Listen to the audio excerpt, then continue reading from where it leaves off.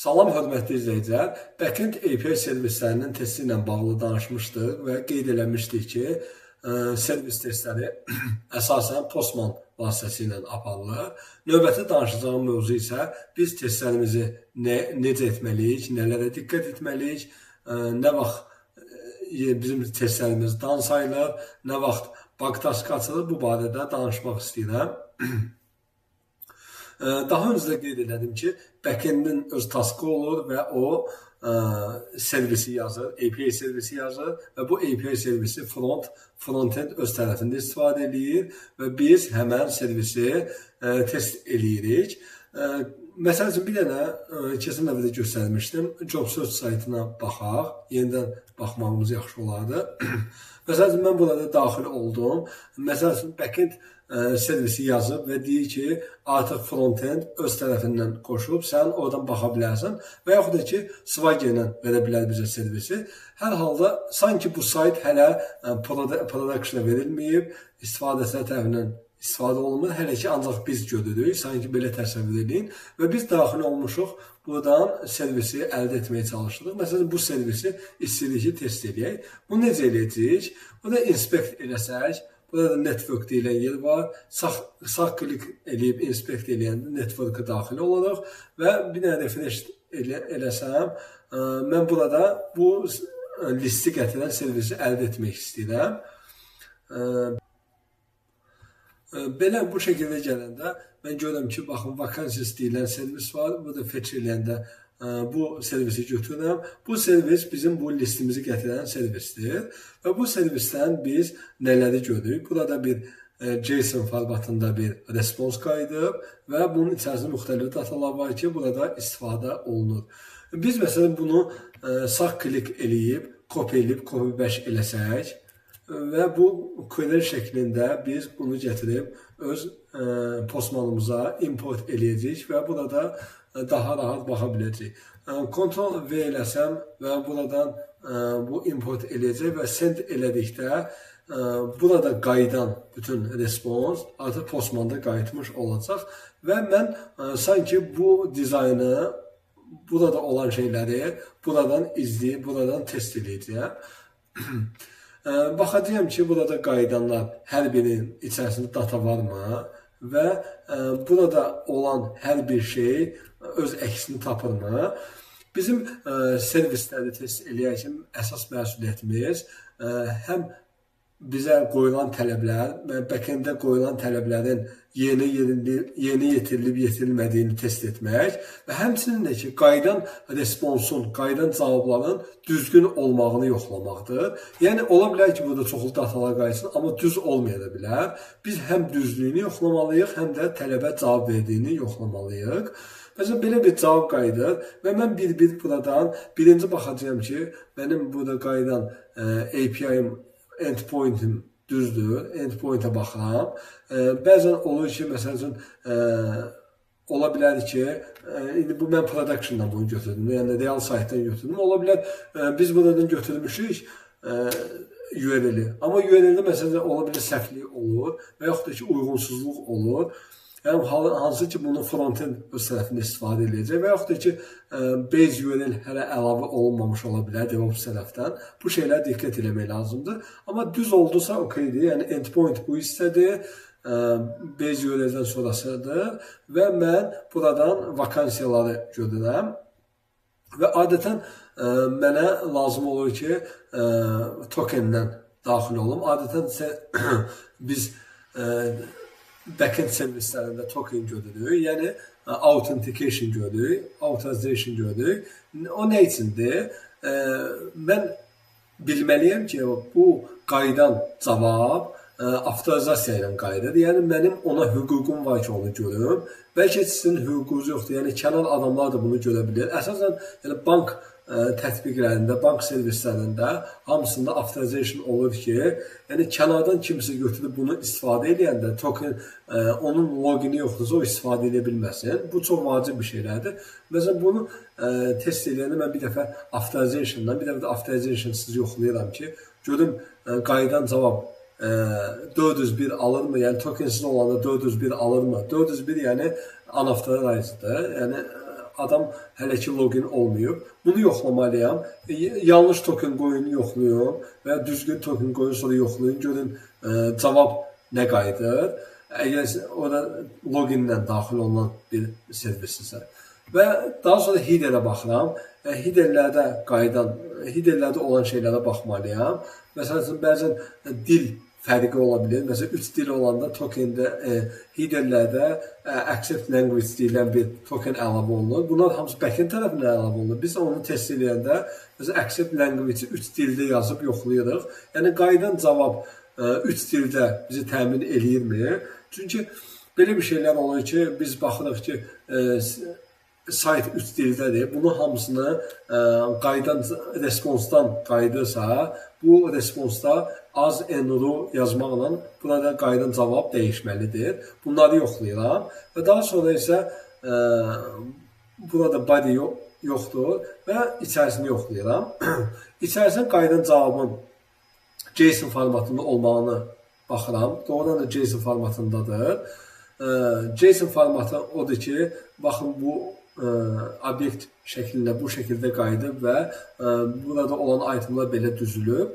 Məsələn, XML də var, amma əsasən JSON istifadə olunur və frontend-də bu JSON, frontend özü JSON kimi istifadə edir deyənə, biz bunları əvvəlcə yoxlamalıyıq və yaxud da ki, ola bilər sizdən sadəcə array formasında tələb olunsun, yəni bu şəkildə cavabın qayıtmağa tələb olunsun. Bunlar hamısı diqqət olunmalıdır. Məsələn, mən əvvəl işlədiyim bir proyektdə belə bir şey var idi ki, qayıdan cavab data obyektinin içərisində olmalıdır. Bu özü bir obyekt əslində, bu belə başlayırsa obyektdir və bizim tələb var idi data obyektinin içərisində, yəni bir data sözü olmalıydı bunun əvvəlində və obyektin içərisində qayıtmalıydı. O şəkildə qayıtmayanda frontenddə orada xəta yaranırdı.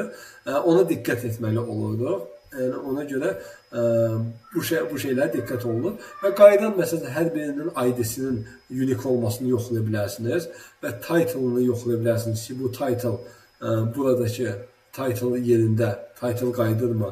Burada qayıdan məsələn, prime bu dükkanın adı. Burada da varmı? Burada da var. Burada budur, dükkan adı və company görürsünüz adı budur və qayıdan məsələn, saydı, manatdır, yəni manat olmağı, hər bir şey burada öz əksini tapır. Bunlar hamısına diqqət olunmalıdır. Salary görsün 1500'dür. Burada baxın 1500 içində yazılır yəqin ki. Belə yazılır. Yəni bu şeylər hamısı diqqət olunmalıdır ki, biz öz testlərimizi düzgün yapalım. Məndə məsələn burada demək bir mock servisim vardı. Mock servisi özüm üçün bir şey yığmışdım. Responsunda görürsünüz ki, məsələn, custom name null qayıdıb. Məsələn, belə bir şey ola bilər ki, name null qayıtsın. Siz bunu bildirə bilərsiniz ki, bu niyə null qayıdıb? Və daha sonra bütün burada olan şeylərin bir hamısını yoxlaya bilərsiniz ki, null qayıtdıqda bildirəsiniz. Və yaxud da ki, name adətən string formasında olur, yəni 2 dırnaq içərisində olur. Bunu yoxlaya bilərsiniz ki, 2 dırnaq içərisində qayıdıbmı? Və yaxud da ki, bu integer şəklində qayıdır, adətən rəqəmlər. Bunun da yoxlaya bilərsiniz ki, string formasını sizdən tələb olunur, yoxsa int şəklində tələb olunur. Buna hamısı diqqət olunmalıdır. Çünki ola bilər ki, burada name string formasını qayıdmır, o sonra da xəta yarada bilər. Bunlar hamısı gərək əvvəlcə çek olunsun və bunlar çek olunduqca daha sonra diqqət etməli olduğumuz nədir? Bu ola bilər, cavablar var, amma biz bir dənə şey etməliyik, daxil olmalıyıq databazaya və bu akkauntlara aid olan hər bir şeyi account table-ından baxmalıyıq ki, orada qayıdan bu adama aid olan, neyimə aid olan məlumatlar həqiqətən də orada öz əksini tapırmı? Yəni, həqiqətən də o databazadan bunları çəkib gətiribsə, orada olan şeylər birebir uyğun olmalıdır. Yəni, biz gedib databazda baxsaq ki, test neyimə aid olanın branch kodu bu deyil, branch naməsi bu deyil, bu xəta deməkdir və yaxud da account naməsi bu deyil. Ola bilər, bəlkə back səhv edib və account namələr səhv gətirib. Bunlar hamısını diqqət etməliyik və bunlar hamısı test olunduğunda baxırıq ki, hər bir bizdə olan, burada olan itemlar enamlar içərisi dolu qayıdıb və hər bir şey də doğrudur, databaza ilə də düzdür və burada olan hər bir şey də öz əksini tapır. Yəni front samaları burada yazmağa bir şey tapacaqmı bu servisdən? Tapacaqsa, deməli sizin yazdığınız servis, sizin yoxlayacağınız servis okeydir, damdır və bunu təsdiqləyə bilərsiniz ki, bu öz definition of done'na çatıb, yəni öz tələblərinə cavab verir və öz tərəfinizdən okeyləyə bilərsiniz. Əgər hər hansı bir problem çıxsa, məsələn, custom name yanlışdır, bunun üçün bug task açmalısınız.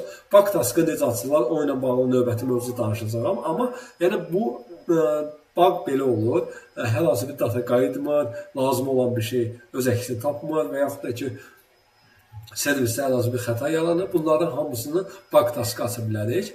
Biz demək, responsun içini yoxladıq. Daha sonra məsələn responsun kodunu yoxlaya bilərik. Qayıdan respons 200 olmalıdır. 200 yoxlayırıq. Məsələn 500 qaytarırsa hər hansı bir xətadır deməli. 500, 503, 504 ola bilər response time gecikir. 1 dəqiqədən keçir 504 qayıdır. Bunlar hamısını çək edirik. Yəni biz servisi çoxlu requestlər atırıq. Görək cavab gecikirmi, cavab 200 həmişə qayıdırmı? Bunları hamısı yoxlayırıq. Respons kodun 200 olmağını yoxlayırıq. Və 201 ola bilər. Məsələn, siz post eləyirsiniz, orada 201 qayıtmağını yoxlaya bilərsiniz. Time'ı yoxlayırıq ki, gec qayıtmasın. Çünki gec qayıtdığında sizin sabahları proqramınız gec işləyə bilər. Buradan daha sonra biz bunları yoxladıqdan sonra da bir dənə post requestini göstərir. Post requestində biz post edirik, nəsə göndəririk.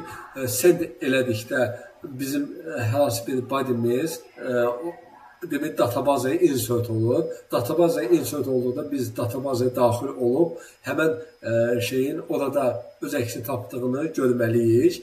Biz həqiqətən insert etdiyimizi test etməliyik. Bunlar da məsələn okey oldusa, yenə də biz dan oluruq və yaxud da ki, bu getdi öz əksini tapmadısa, burada bir xəta var deməli. Biz post elədikdən sonra get eləyə bilərik, həmən requesti ki, görək, göndərdiyimiz getdə də təzən mən bunu qəbul edə bilərəmmi? Məsələn, bəzən belə bir şey olur, siz bir rəqəm göndərirsiniz, bir amount göndərirsiniz ki, mən məsələn 10 manatlıq ödəniş eləmişəm, daha sonra get eləyirsiniz həmən detail servisində ki, görüm 10 manat orada görünürmü? Bunlar hamısı bu üzrə test olunur. Həmçinin body də burada JSON formatında adətən olur. Bizim göndərdiyimiz, baxın JSON burada seçirik, raw seçirik, JSON seçirik ki, mənim göndərəcəyim request JSON formatındadır. Və JSON-dan qeyri bir şey göndərin, görün nə qayıdır. Başlayın. Yanlış olan bir respons göndərə bilərsiniz ki, buradan qayıdan respons yoxlayasınız ki, yanlış request göndərə bilərsiniz, yanlış body qoyub göndərin, yanlış uyğun olmayan body'lər göndərə bilərsiniz, JSON olmayan body göndərə bilərsiniz ki, buradan 400 qayıtmalıdır adətən. Çünki bu o deməkdir ki, adamın userin özündə nəsə xəta var, user özü nəyisə səhv göndərir. Bu cürə testlər eləyə bilərsiniz və çoxlu ağlınıza gələn, orada mümkün olan və olmayan variantları yazıb yoxlamalısınız ki, bu servis düz işləyir ya yox. Bir də skriptlər var. Skriptlər nədir? Biz hər hansı bir skript yazırıq ki, baxın, bu qayıdan cavabı həmişə çek eləsin. Baxın, bayaqlar dedim ki, məsələn, biz burada bir dənə responsumuz qayıdıb və responsun içərisində ID var, title var. Mən bir dənə burada skript yazacağım ki, burada qayıdan həmişə ID-nin qayıtmağını yoxlasın, həmişə title-ın qayıtmağını yoxlasın. Bir-bir bunlar hamısı yox. Yazacağım ki, skriptlə ki, qayıdan responsun içərisində olan dataların olub-olmadığını və düz olub-olmadığını yoxlasın mənim üçün. Bunun üçün snippetsdən yazmalıyam. Snippetsdən müxtəlif metodlar var ki, bunlardan istifadə edirəm. Daha öncə Postmanla bağlı danışdığım mövzuda bununla bağlı danışmışdım və bunların vasitəsilə biz daima responsumuzun düzgün işlədiyini, düzgün cavab qaytardığını və uyğun cavab qaytardığını yoxlamalıyıq və içərisinin dolu olmağını yoxlamalıyıq və bu şəkildə testlərimizi aparırıq. Ümid edirəm ki, faydalı oldu. Daha bundan sonraki mövzuda bug taskı necə yaradılır, nələrə diqqət olunmalıdır, bu barədə danışacağam. Çox sağ olun, təşəkkür edirəm izlədiyiniz üçün.